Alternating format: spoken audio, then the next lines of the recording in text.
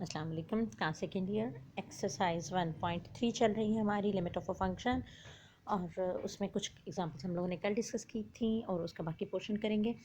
सबसे पहले इसकी एग्जांपल है, ये पेज 18 पर दी हुई है कि पी ऑफ एक्स अगर कोई भी पॉलिनोमियल है, पॉलिनोमियल से मुराद ये होती है, ये इस तरह से एक्स की शक्ल में लिखी होती है, जैसे आप करते थे x square minus 2x plus 1। ये सारी पॉलिनोमियल्स हैं जिसमें एक्स की कोई पावर दी होती है, साथ में कॉन्स्टेंट मल्टीप्लाई हो रहे होते हैं। वो कहता है अगर कोई भी पॉलिनोमियल है और इसमें एक्स की लिमिट सी को अप्रोच कर रही है, तो आपके पास एक्स की जगह पे सी पुट हो जाएगा और वो एक ऐसी पॉलिनोमियल आ जाएगी जो कि सी, जिसका वेरिएबल होगा वो पॉलिनोमियल ही सी होगी। यानी बस और कोई फ़र्क नहीं पड़ेगा, जस्ट एक्स की जगह पर सी रिप्लेस हो जाएगा। तो हम सारे थ्योरम्स लगाएंगे, रूल्स लगाएंगे लिमिट के, और ये प्रूफ कर देंगे कि सिर्फ एक्स की जगह पर सी की रिप्लेसमेंट होती है और कोई फ़र्क नहीं पड़ता। यहाँ पर आपके पास लिमिट एक्स अप्रोचेस टू सी आपने अप्लाई कर दिया। अब आपके पास ये है कि जब भी दो फंक्शन जमा हो रहे हो तो हर एक पे अलग अलग लिमिट लग जाती है, तो आपने ये रूल यूज़ किया कि हर एक पे अलग अलग लिमिट लगा दी। फिर आपने ये रूल यूज़ किया कि अगर कोई कांस्टेंट किसी फंक्शन के साथ मल्टीप्लाई हो रहा हो तो कांस्टेंट बाहर आ जाता है और फंक्शन की लिमिट आ जाती है। अब जब फंक्शन की लिमिट लेते हैं तो आपने क्या करना होता है, जस्ट वेरिएबल की जगह पे वो लिमिट पुट आउट कर देनी होती है। तो ये देखें, ये वेरिएबल एक्स था, इसकी जगह पर सी पुट कर दिया तो ये आ गया। अब ये क्या हुआ, ये बिल्कुल वही रिलेशन है जो पॉलिनोमियल का होता है, तो इसका मतलब ये पॉलिनोमियल इन सी हो गया। नेक्स्ट ये वाले जो क्वेश्चंस थे ये हमने कल डिस्कस कर लिए थे कि आपने सबसे पहले इसको तज्जी करनी है और इसके फैक्टर बनाने हैं। नीचे वाला फैक्टर ऊपर वाले फैक्टर से कैंसिल हो जाएगा, उसके बाद लिमिट पुट करनी है। यानी जब भी लिमिट आपके पास 0/0 फॉर्म में आएगी तो पहले आपने उसको सिंप्लीफाई करना है, फिर उसके बाद लिमिट पुट करनी है। और अगर फंक्शन सिंपल है, 0/0 फॉर्म नहीं है, तो फिर डायरेक्टली लिमिट पुट हो जाती है। ये दोनों फ़र्क याद रखने हैं। इसके अलावा एक और हमने इंपॉर्टेंट लिमिट की थी कि अगर नेक्स्ट हमारे पास एक और एग्जांपल्स हैं ये कि अगर लिमिट इन्फिनिटी को अप्रोच करे, ये कल अभी डिस्कस नहीं किया था, तो आज हम इसको करते हैं कि अगर हमारे पास लिमिट इन्फिनिटी को अप्रोच कर रही हो तो तब उसको हल करने का क्या तरीका होता है। ये इसकी साइड पे लिखा हुआ है। तो उन्होंने कहा कि डिनोमिनेटर में सबसे बड़ी ताकत के साथ ऊपर नीचे तकसीम कर देते हैं। कहाँ पर? डिनोमिनेटर में। डिनोमिनेटर से क्या मुराद है? उसके नीचे वाली रकम। ठीक है, नीचे वाली रकम देखते हैं कि क्या है। आपके पास यहाँ पे ये फंक्शन है, तो इसमें सबसे बड़ी एक्स की पावर कौन सी दी हुई है? एक्स का क्यूब। तो एक्स क्यूब से आप अप एंड डाउन डिवाइड कर देंगे। जब आप एक्स क्यूब से डिवाइड करेंगे तो यहाँ पर -3 बच जाएगा, यहाँ पे 10/x बचेगा, 50/x का क्यूब बचेगा। लेकिन यहाँ पर जो फर्स्ट वैल्यू है, अगर यहाँ पर x का क्यूब होता तो कट जाता है, लेकिन यहाँ पे 5x बच गया। अब सबकी जगह पर आप इन्फिनिटी पुट कर देंगे तो यह -3 आएगा, ये 10/∞ 0 हो जाएगा, 50/∞ भी 0 हो जाएगा। लेकिन ऊपर वैल्यू इन्फिनिटी आ जाएगी, तो इन्फिनिटी से किसी भी चीज़ को डिवाइड करें तो आंसर इन्फिनिटी होता है, तो इसका आंसर इन्फिनिटी हो जाएगा, यानी लिमिट एग्जिस्ट नहीं करती। लेकिन अगर लिमिट -इन्फिनिटी को अप्रोच कर जाए तो फिर क्या करते हैं? अगर लिमिट एक्स हो और एक्स से तकसीम करें, और अगर एक्स अप्रोचेस टू -इन्फिनिटी है तो -x से तकसीम करेंगे। ठीक है, यहाँ पे जो वर्ड लिखा हुआ है वो इन्फिनिटी लिखा हुआ है कि अगर एक्स इन्फिनिटी को अप्रोच करेगा तो पॉजिटिव एक्स से तकसीम करेंगे, और अगर एक्स -इन्फिनिटी को अप्रोच करेगा तो -x से तकसीम करेंगे। ये एक बड़ी अहम बात है जो आपने याद रखनी है। तो ये देखें, अगर आप यहाँ पर एक्स से तकसीम कर देंगे तो क्वेश्चन गलत हो जाएगा। यहाँ पे इसके डिनोमिनेटर में सबसे हाईएस्ट पावर x पावर 5 है, तो हम x पावर 5 से नहीं बल्कि -x की पावर 5 से डिवाइड करेंगे। तो अगर ये इवन पावर होगी, जैसे अगर -x की पावर 4 होता तो वो +x पावर 4 के बराबर ही हो जाता, उस केस में तो कोई फ़र्क नहीं पड़ेगा। लेकिन ये -x पावर 5 है, तो ये किसके बराबर आएगा? माइनस बाहर आ जाएगा, -x की पावर 5 के। तो ये हमारे पास, अगर इसमें एक्स पॉजिटिव एक्स पावर 5 से डिवाइड करेंगे तो ये कोई और आंसर आएगा जो कि गलत हो जाएगा। ठीक है, तो आपने क्या किया? एक्स पावर 5 से सारी इक्वेशन को डिवाइड कर दिया। जब यहाँ भी डिवाइड किया तो यहाँ पे एक्स की 4 था तो 4/x आ जाएगा, यहाँ पे -5/x की 2 आ जाएगा। और इसी तरीके से नीचे भी आपने डिवाइड कर दिया। जब डिवाइड किया तो अब आपने इन्फिनिटी वैल्यू पुट की, तो जो जिसके नीचे एक्स है वो वैल्यूज़ तो 0 हो जाएंगी, और ये -3 अकेला था और ये 0 हो जाएंगे। ठीक है, ये 0/3 हो जाएगा। 0 से किसी भी चीज़ को डिवाइड करें तो आंसर 0 ही रहता है, यानी ये लिमिट एग्जिस्ट कर जाएगी।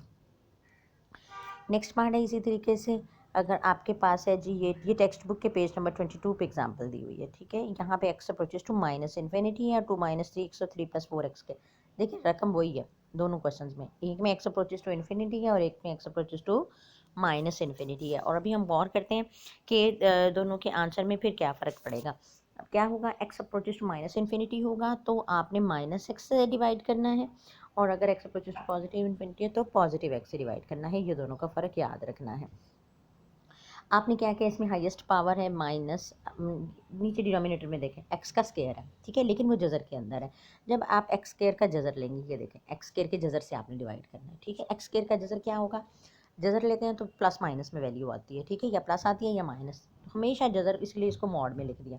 अगर ये नेगेटिव है तो माइनस एक्स आएगी, और अगर ये पॉजिटिव है तो प्लस एक्स आएगी। ये दोनों का फ़र्क याद रखना है, ये लाइन इसमें बहुत इंपॉर्टेंट है, ये वैल्यू, ठीक है। तो आपने माइनस एक्स से जब डिवाइड किया तो ये -2/x और ये +3 हो गया। इसी तरीके से ये चीज़ आ गई। जब आपने यहाँ डिवाइड किया, यहाँ तो एक्स के स्क्वायर से डिवाइड किया ना, तो इसलिए यहाँ पर नीचे वाली रकम में साइन से कोई फ़र्क नहीं पड़ेगा, लेकिन ऊपर वाली रकम में साइन से फ़र्क पड़ेगा, जिसकी वजह से अब ये आंसर 3/, ये 4 आएगा, 4 का जज़र 2 आ जाएगा, तो 3/2 आ जाएगा आंसर। जबकि यहाँ पे जब करेंगे तो यहाँ पे आपके पास आंसर -3/2 आया। तो आपके पास जब माइनस इन्फिनिटी को अप्रोच कर रहा था तो 3/2 आया, और जब पॉजिटिव इन्फिनिटी को अप्रोच कर रहा था तो -3/2 आया। तो it means there is a big difference between x approaches to infinity and x approaches to minus infinity. ये आपने ज़रूर ध्यान में रखना है। नेक्स्ट हमने एक कल थ्योरम पढ़ा था जिसमें हमने ये प्रूव किया था कि 1+1/n है, और इसकी पावर n है, और लिमिट n इन्फिनिटी को अप्रोच कर रही है, तो ये लिमिट का आंसर e के बराबर होता है। आज हम सारे क्वेश्चंस इसी तरीके से हल करेंगे। क्वेश्चन नंबर 3 हमारा रहता है वो किसी और फार्मूले से होगा, तो इसलिए वो फिर कल करवाऊँगी। ये 1+1/n वाला जो है ये फार्मूला हम कल कर चुके हैं, इसलिए इसी से रिलेटेड क्वेश्चंस आज हम करेंगे। ये क्वेश्चन नंबर 4 है, और ये शॉर्ट क्वेश्चंस के लिहाज से बहुत इंपॉर्टेंट है। यहाँ पर देखें जी, 1+, ये एग्जांपल्स पहले कर रहे हैं हम उससे रिलेटेड। 1+3/n है और पावर है 2/1। अब अभी हमने डिस्कस किया कि जो वैल्यू यहाँ पे होती है, अगर ये ही इसी का रेसिप्रोकल ऊपर आ जाए n/3, तो फिर ये e बनेगा। तो हमारे पास यहाँ पे क्या दिया हुआ है, हमारे पास यहाँ पे 2n दिया हुआ है, तो हम 2n को तब्दील करेंगे इस तरह से कि ये n/3 बन सके, ठीक है। NO3 बनाने के लिए एक तो हमें ये 2 रिमूव करने की ज़रूरत है, और दूसरा 3 से डिवाइड करने की ज़रूरत है। जब 3 से डिवाइड करने की ज़रूरत है तो हम उसके लिए क्या करेंगे, इसको 3 से मल्टीप्लाई और डिवाइड कर देंगे, ठीक। और 2, ये जब हमने 3 से मल्टीप्लाई डिवाइड किया तो 3 2 6 हो गया, 6/3 आ गया, ठीक है, 6/3। अब 6 आपने अलग कर दिया और n/3 अलग कर दिया।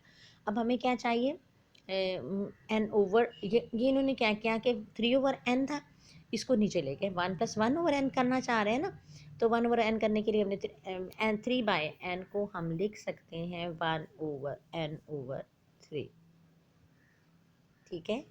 तो फ़र्क तो कोई नहीं पड़ेगा, ऐसे लिखा जा सकता है, और ये ऊपर पावर आ गई n/3। अब उन्होंने आप डायरेक्ट भी कर सकते हैं, डायरेक्ट ना करना चाहें तो आप ऐसा भी कर सकते हैं कि n/3 को इक्वल टू m पुट कर दें। अब जब n इन्फिनिटी को अप्रोच करेगा तो n की वैल्यू यहाँ पे इन्फिनिटी पुट करें तो m भी इन्फिनिटी को अप्रोच कर जाएगा। तो यहाँ पे लिमिट में हम पुट कर देंगे, limit m approaches to infinity, और 1+n/3 की जगह पर m आ गया, और यहाँ पर 1/m आ गया, ठीक है। और ये इस सारे का ऊपर पावर आ गई, ये 2 पावर 2 किस तरह से आई ये देखें, n/3 जो था ये 6 थी पावर, ये e⁻6 आ गया। ये नीचे वाला सवाल देख के हमने ये यहाँ पे देखना था, ठीक है। n/3 की वैल्यू m पुट की और ये m पुट किया, तो ये e⁻6, इसका आंसर क्या आया, e⁻6। तो ये मल्टीपल चॉइस में भी अक्सर सवाल आ जाता है, ये आता है और नीचे मुख्तलिफ ऑप्शन दिए होते हैं। इसी तरीके से नेक्स्ट पार्ट है 1+2h और पावर है 1/h। तो अब 1/2h पावर हमें चाहिए, तो हम 2 से मल्टीप्लाई और डिवाइड कर देंगे पावर को, ठीक है। फिर 2h की वैल्यू हम m पुट कर देंगे, तो हमारे पास ये रिलेशन आ जाएगा। आज यहाँ पे एक और बड़ी अहम बात आपने याद रखनी है कि जब ये आपके पास फार्मूला ओवर m होगा तो फिर m अप्रोचेस टू इन्फिनिटी होगा, और जब ये 1+m होगा तो m अप्रोचेस टू 0 होगा। ये दोनों बातें याद रखनी है। अगर दोनों लिमिट्स में कोई फ़र्क आ जाएगा तो फिर ये आंसर e के बराबर नहीं बन सकता। जो ये पोर्शन है लिमिट ये वाला, ये अभी कल क्वेश्चन डिस्कस करेंगे। नेक्स्ट है जी 1+1/n है, पावर 2n है, तो अभी पावर हमें n चाहिए, n को अलग कर लेंगे और स्केयर अलग कर लेंगे तो e का स्केयर आ जाएगा। इसी तरीके से यहाँ पे हमें पावर n चाहिए थी, तो 1/2 पावर अलग कर ली तो e⁻1/2 आ गया। ये एक लाइन के क्वेश्चन है, और अक्सर मल्टीपल चॉइस में भी आ जाते हैं, शॉर्ट क्वेश्चन में तो फिर आते ही आते हैं। ये क्वेश्चन नंबर 4 आपकी एक्सरसाइज में जो दिया हुआ है बहुत आसान है। 1+1/3n, तो हमें यहाँ पे 3n बनाने की ज़रूरत है, तो हम 3 से मल्टीप्लाई डिवाइड करेंगे, e⁻1/3 आ जाएगा। इसी तरीके से यहाँ पर e⁻4 आंसर आएगा, e⁻6 है, ई स्क्र है, ये -2h है। इसको ज़रा देख लेते हैं हाईलाइट करके, देखें 1 - 2h है तो कोई फ़र्क नहीं पड़ता, हमने प्लस करना है और इसको -2h कर देना है, तो पावर में भी -2h आना चाहिए। तो -2 से पावर को मल्टीप्लाई और डिवाइड कर देते हैं, तो ये -2 आ गया, तो e-2 आंसर आया। इसको आप 1/e² कह सकते हैं। इसी तरीके से ये इस तरह के सवाल बड़े इंपॉर्टेंट हैं, क्योंकि ये थोड़े से कंफ्यूजिंग होते हैं, बज़ाहिर नज़र नहीं आ रहा होता कि कैसा करना है। x/1 + x है तो हम इसका इन्वर्स ले लेंगे, 1 + x ऊपर चला जाएगा और x नीचे आ जाएगा।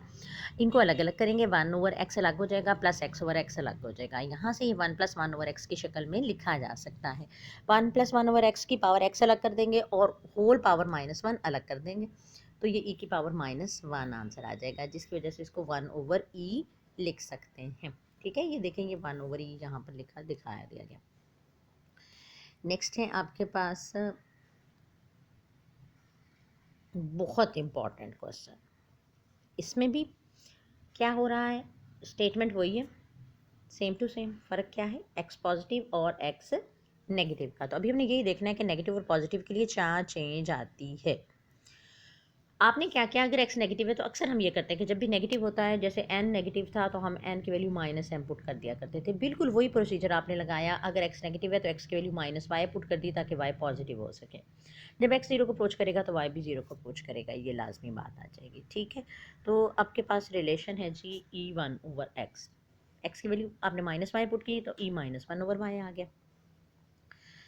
अब e-1/y से क्या मुराद है, e-1/y। अब एक बात आपने याद रखनी है कि जब भी किसी भी वेरिएबल की पावर नेगेटिव में हो तो हल करते हुए हम सिंप्लीफाई करते हुए उसकी पॉजिटिव पावर को यूज़ करते हैं और उसको बटे के नीचे ले जाते हैं। तो हमने क्या किया, e1/y को बटे के नीचे ले गए, इसका रेसिप्रोकल ले लिया, वो 1/e1/y ले लिया। ठीक है, ये देखें, ये रीज़न याद रहेगी कि इसकी पावर नेगेटिव में थी, इस वजह से हमने इसका रेसिप्रोकल लेकर इसको नीचे ले लिया। अब ये जब नीचे आ गया तो डायरेक्ट आपने लिमिट पुट की तो आंसर -1 आ जाएगा। अब ये जो चीज़ है, एक्स पॉजिटिव है तो हमेशा अभी हमने कहा कि x अप्रोचेज टू 0 है। जब आप x की वैल्यू 0 पुट करेंगे तो e की पावर 1/0, 1/0 इन्फिनिटी होता है, तो e की पावर इन्फिनिटी आ जाएगी। अगर आप डायरेक्टली ये लिमिट पुट करती हैं तो ये इन्फिनिटी फॉर्म आ जाएगी, जो कि पॉसिबल नहीं है। तो हमने क्या कहा था कि जब भी आपके पास ऐसी शक्ल आ जाए इन्फिनिटी टाइप की, तो आपने पहले उसको सिंप्लीफाई करना होता है, यानी पहले उसकी तरजीह करनी होती है, या अगर तरजीह नहीं कर सकते तो हम उसमें क्या करते हैं, हाईएस्ट पावर को कॉमन लेते हैं। ठीक है, इन्फिनिटी वाले क्वेश्चन जब भी किए ना तो सबसे हाईएस्ट पावर को कॉमन ले लेते हैं। तो हम यहाँ से भी यही करेंगे कि इससे हाईएस्ट पावर को कॉमन ले लेंगे। e1/x को ऊपर से भी कॉमन ले लिया और नीचे से भी कॉमन ले लिया, ये एक दूसरे से कैंसिल हो गया, बाकी ये बचा। इसमें जब आपने वैल्यू पुट की तो ये +1 आ गया। तो ये देखें, यहाँ पे आंसर -1 है और यहाँ पे आंसर +1 है। तो बस छोटा सा रट्टा लगा लें कि जब x नेगेटिव होगा तो आपने x को -y पुट करना है और फिर उसको इस तरह से लिख देना है, और जब x पॉजिटिव होगा तो आपने डायरेक्ट ही कॉमन लेना है और इसको हल करना है, फिर ये आपको भूलेगा नहीं इंशाल्लाह। इसकी रेट